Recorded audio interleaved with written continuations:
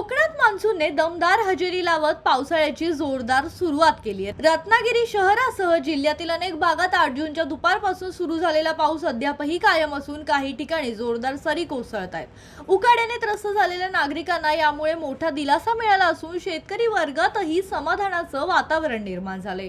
विशेष म्हणजे मृग नक्षत्राच्या प्रारंभी दिनीच मान्सून सक्रिय झाल्याने शेतकऱ्यांचा उत्साह द्विगुणित झालाय।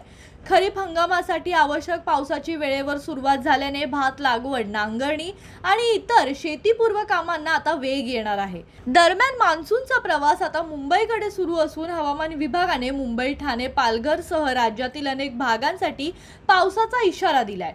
महाराष्ट्रातील जवळपास 25 ते 30 जिल्ह्यांसाठी येलो अलर्ट जारी करण्यात आला असून पुणे, सातारा, कोल्हापूर, नाशिक आणि अहमदनगरमध्येही वादळी वाऱ्यासह जोरदार पावसाची शक्यता वर्तवण्यात आली आहे। येत्या काही दिवसात महाराष्ट्रासह कर्नाटक, तेलंगणा, आंध्र प्रदेश आणि इतर राज्यातही मान्सून सक्रिय होण्याचा अंदाज व्यक्त केला जातोय। त्यामुळे उष्णतेपासून दिलासा मिळणार असून वातावरणात गारवा वाढण्याची शक्यता व्यक्त केली जाते।